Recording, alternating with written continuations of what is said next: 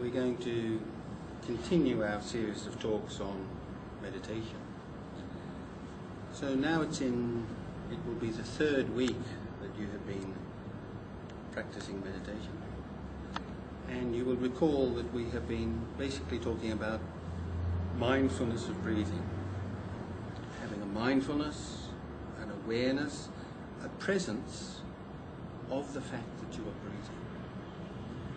And we said that the purpose of this is to gradually allow us to be in ourselves to a larger degree than we normally are. Because if we are not, we are a prey to all the external forces that impinge upon us. We said that when we are more mindful and aware, we're in a better position to know what is happening in us and to us, and therefore in being in a better position to make choices that are intelligent, rather than being led by impulse or emotions. And we said also that the beginning of this process of becoming aware is taking one particular object, in this case the breath, and simply start by being aware of that.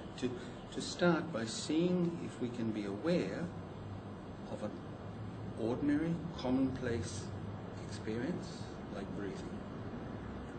The reason being that if we can be aware of that, hopefully we can gradually extend our awareness to other things. For the time being, our awareness is projected. It is, for the most part, we're ignoring other experiences and just projecting our awareness onto the breath. Today I'd like to talk about things that you can do to gradually transform your awareness from being projected to becoming pervasive, so that its boundaries gradually expand to include more and more experiences. So, in the last week, this is what you've been doing. You've been sitting in a comfortable posture, with your legs crossed or folded, your hands nestled in your lap or on your knees, your eyes closed, and you have been just focusing your attention, being aware of the fact that you are breathing. Your attention may have been focused on the up and down movement of your abdomen, or on the cool sensation as you breathe in, the warm sensation as you breathe out, the expansion or contraction of your lungs. You may have been counting your breath. It doesn't matter. Any of these techniques that you could have been doing is okay if it's helped you to become more aware of your breathing. And in the last week, you will have noticed that you've been in two minds about things.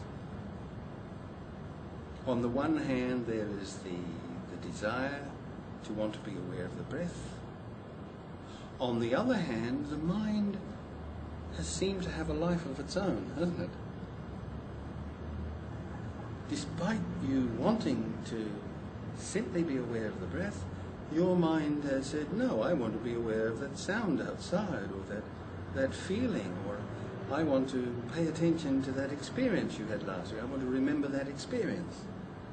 So you'll have found that you've been in two minds about this. A desired aim, and an aim that seems to be beyond your desire, beyond your control, beyond your will.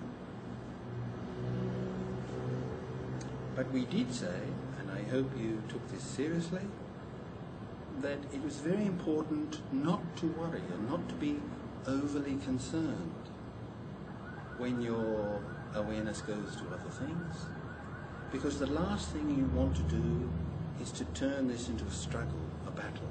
That's the last thing you want. This will just exhaust you to no good purpose.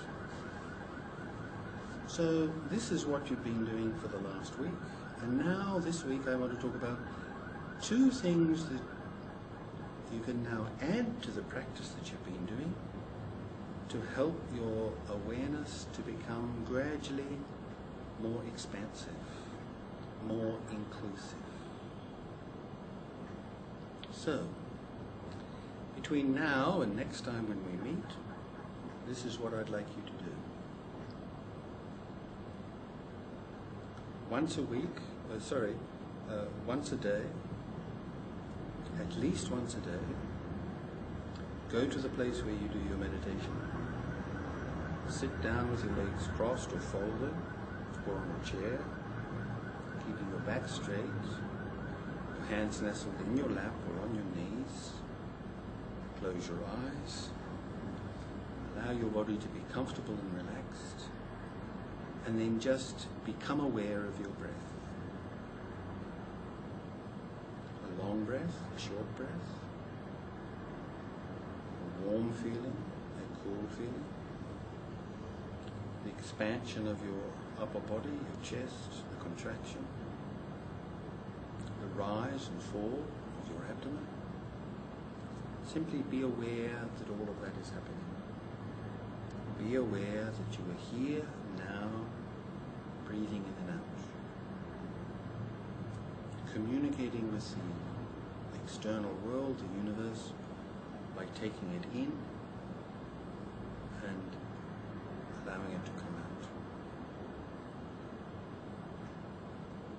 Within a few moments, you will hear a sound outside. Or you'll begin to notice an itching feeling on some part of your body.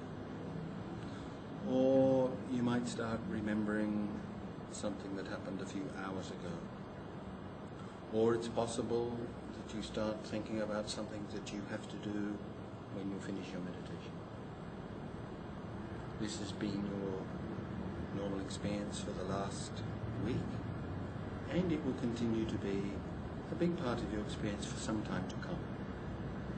So you're sitting there and you notice these things, you return your attention to the breath, you re-establish your awareness on the breath. Now this time, what I'd like you to do is this. When you notice that your attention has gone away, that it is no longer on the breath, but it's on something else, I'd like you to scrutinize that object, whatever it happened to be, for a few moments. And then return to the breath. Re-establish the awareness of the breath.